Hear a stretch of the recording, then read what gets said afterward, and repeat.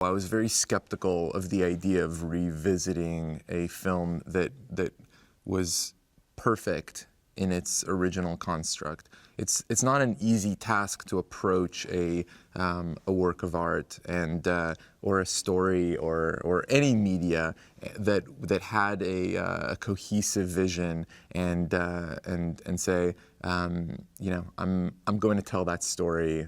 I'm going to tell that story again, or I'm going to tell that story my way, or I'm going to tell that story in a different context. So I was very wary for all the right reasons for myself when I first cracked the cover of David Lindsay-Abair's script.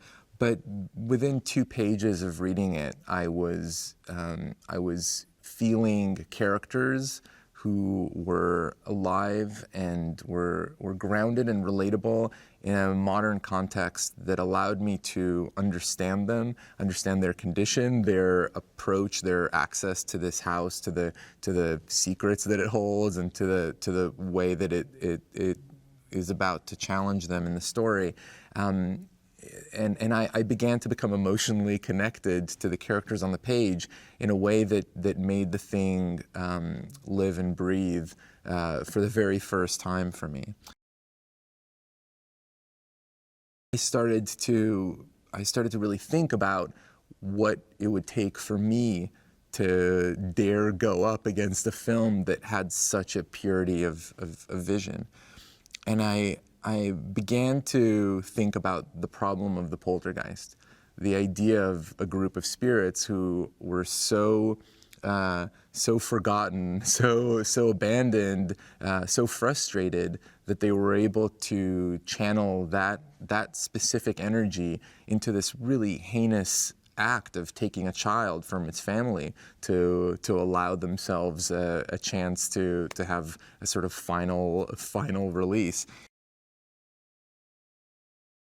This story is the story of the Bowen family who are at a crossroads. They've become accustomed to a certain lifestyle, a certain slice of the American dream that's gotten just a little bit further away from them in the last few years. And as we meet them, they're downgrading their life, their expenses, and they're moving into a house that's charming, but a little bit less than what they're used to. And very quickly, through the eyes of their young son, Griffin, we begin to get a sense that there's something off in this place. There's a feeling, there's an energy, there's a mood that begins to raise the hairs on the back of his neck.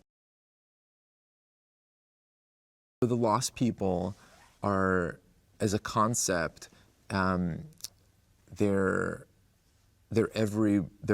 all of us. They're everyone we've lost. They're not individual characters.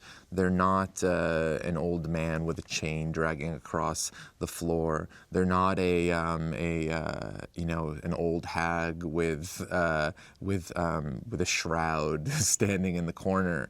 They're essentially a group of people who missed their last train out, and they've been stuck for decades, for generations, waiting for that next train to come. And that's been the sort of driving, the driving metaphor for them, is that they're grounded, they're stuck, and they're frustrated.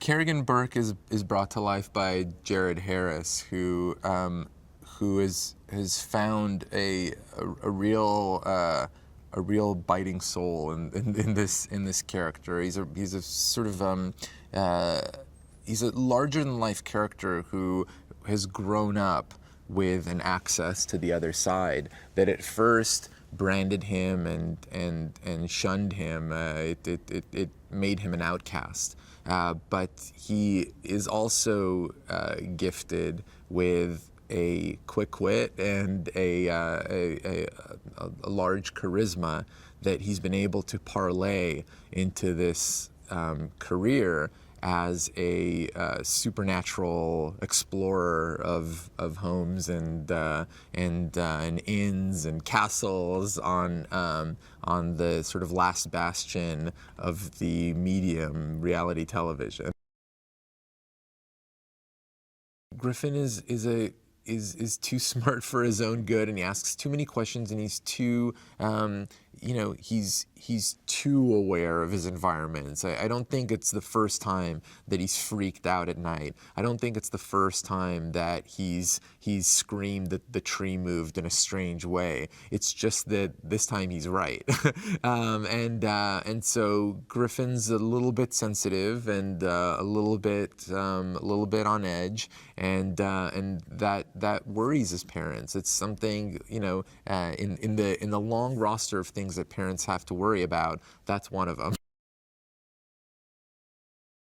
I hope that they fall in love with this family in the way that I have in making the film, that they care for them enough to feel a deep bond, a connection to them that pulls them into the screen when Maddie is taken, and finally a sense of elation and that specific feeling that only a movie can give you when these characters pull together to achieve the impossible.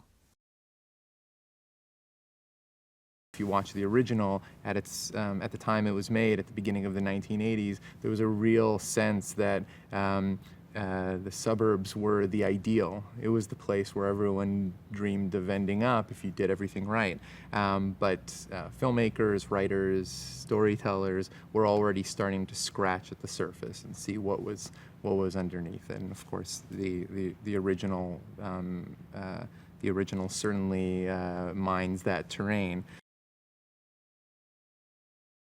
Kennedy's she's a special person. I knew when I met her that she had a very specific charisma that you really can only feel when you're in the room with her, and then you can start to see when you photograph her as it comes through, but there's a life force to her. She's just got an energy level, both in sort of real world terms. She's kind of like she's like a blur running through the set when we're not filming, but also just the way she comes alive in the scenes on film, and she's one of those special kids, and it's so important that we have a kid in our film who the audience can put their love.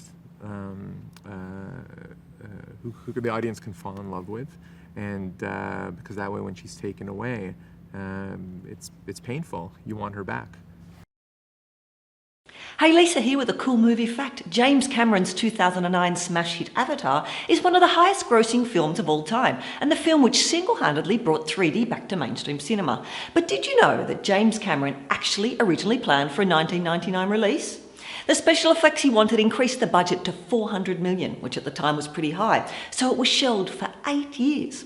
This kind of explains his hiatus from filmmaking for so long.